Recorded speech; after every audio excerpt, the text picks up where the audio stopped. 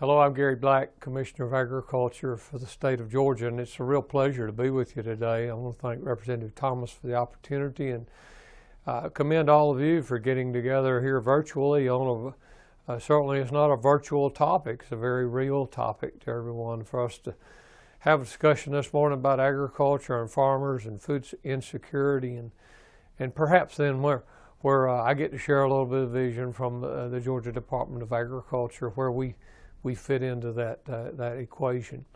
I know I'd likely join all of you. We all would like to be around a table with each other, but I'm grateful we do have technology and we could share in a virtual way today. I hope that your conference is productive for each of you. I hope you take good notes. I hope that particularly after I finish this next 8 or 10 minutes that if you could if there are resources that we can provide to you, we'll certainly be listing those from our website and the different things that are taking place today. That hopefully these resources are going to help us address this subject and help for our better and brighter 2021. I hope that all of you are safe. I'm surely it's hard to be on a presentation like this in today's world without knowing that. With certainty, there are families that will be watching this who've lost loved ones or who have illness in your family, and so know that we're praying for you, and that that's a very real thing here at the department. We're busily getting our folks vaccinated and trying to fit into the state's plan. One thing's different about the heroes that I get to work for, who are protecting the food and fiber for you and I, who are helping make sure the gas pumps are properly regulated and that we have proper animal health and our laboratories are working nonstop. When our folks a year ago received the first, direction under state mandates, guess what we did? We got up the next morning and went to work. We just put a mask on. And so I know that's probably likely the same thing for many of you, but you need to know this Department of Agriculture, this group of people is dedicated to serving citizens of the state and every citizen everywhere, and that's certainly what we've been known for, and I'm committed, and thank you for the opportunity to let me to do this job. But as we get into talking about agriculture and farmers and food insecurity, I'd like for us to, think back a little story. I don't know if some of you have heard this story before, but a little boy and a little girl sitting on the front porch just swinging back and forth, and he just a little courage trying to figure out, he dislikes this little girl a lot, and he decides to strike up a conversation. So he does, and they're swinging back and forth, and these youngsters are there, and the little boy looks at the girl, and he says, he said, if I had 1,000 eyes, I'd use them all just to look at your pretty little face. She said, mm-hmm. And he said, well, I'll try something else. He says, if I had 1,000 hands, I'd use them all to caress your pretty little hands. And she said, And so I better think of something else. He said, if I had 1,000 lips, I'd use them all to kiss your pretty little cheek. She said, you don't mean what you say. He said, how do you know I don't mean what I say? She said, you don't mean what you say because you're not using what you already got.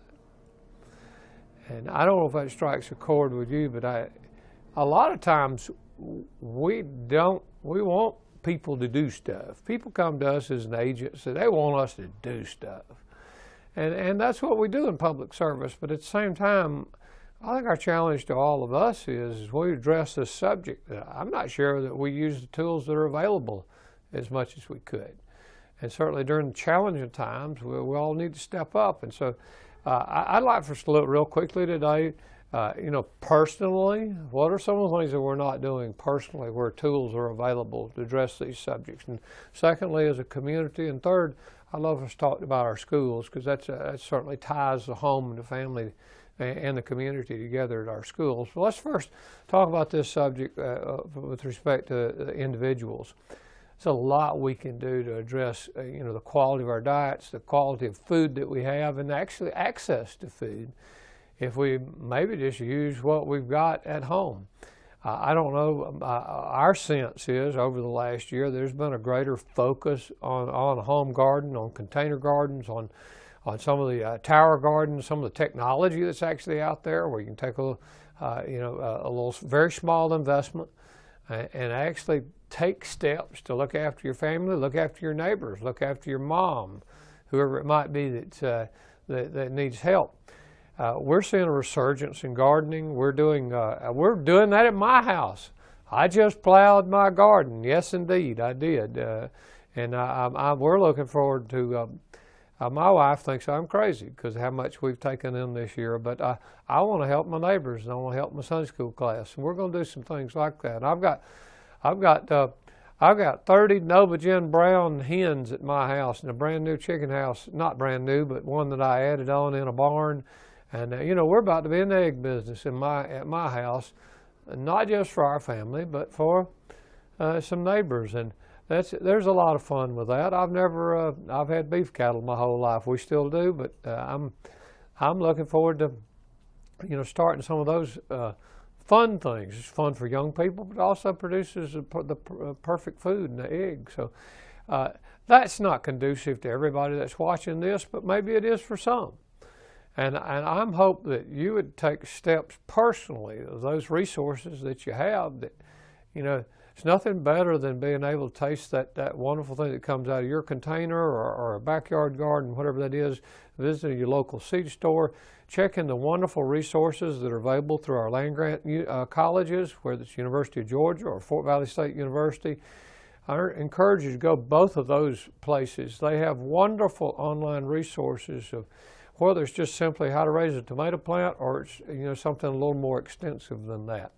They also have wonderful resources available okay, I can grow all this stuff. That's great. I'm going to plow up my part of my backyard. I'm going to have a garden, but how do I get it in a freezer? How do I get it in a can to preserve it for my family moving forward? And so there are great resources there. I think we can be of assistance to you at georgiagrown.com and linking you to some of those kind of resources. But take those steps personally to address these important subjects, and I hope you'll do that, because there's no doubt in my mind all of us can do a little bit, and if all of us do a little bit, then this subject, or whether whatever the topic label we want to put on it today, we're calling food insecurity. We're taking personal responsibility for our family and our neighbors, and I think y'all, wherever we live, whoever we are, whatever stage in life we are, I think the more of us that had that kind of attitude, the better off we'd all be. Let's talk about our community real quickly. This department was very active in the past year, making sure whether it was the U.S. Department of Agriculture's Farmers to Family Food Box program, or whether it's working with counties and cities. Like I worked very intimately with DeKalb CEO Mike Thurman last year. He had separate COVID-related funds that he wanted food boxes for his citizens. We worked with Mike. We worked with Charlotte Nash, former chairman of the county commission in Gwinnett County, Mayor Steve Tumlin up in Marietta, to bring Georgia agriculture to the communities here where there's a lot of people. Maybe not a lot of food, but a lot of people. A lot of people. Those people woke up parts of March and April last year, went to the grocery store for the first time in their life. We're accustomed, we're Americans, 24/7, 365 days a year. Every store shelf is supposed to be full, but you and I both know that was not the case. And so we did some industrial-sized farmers markets last year. I think some of those will be a comeback this year for our communities. What a great rallying project for communities to get together and bring market opportunities for Georgia farmers, but then also pull together their communities to buy food. And so, and sometimes those were boxes of benevolent food. And I again just enjoyed so much working with Mike Thurman. Matter of fact, Mike's got another project going on, I believe, this coming weekend. It's March 27th is his next one. I know we're a little later than that, but on this presentation, but trying to prepare for Easter, and that's really excited to be able to work with Mike again on that. Let's work together as communities. Know this, too, at this department, whichever companies we're working with, whichever communities we're working with, particularly when we get to May, June, July, August, and then September, October, November, we can be sure to link you. If you have a community group, a civic group that says, hey, we'd like to do some of this, we can connect you to make sure that one thing for sure, We do not want California produce, if at all possible, in a Georgia produce box when we have opportunity. And so we're going to be doing that in these coming days. That's our communities. Real quick with schools, we just finished up our 2020 vision for school nutrition.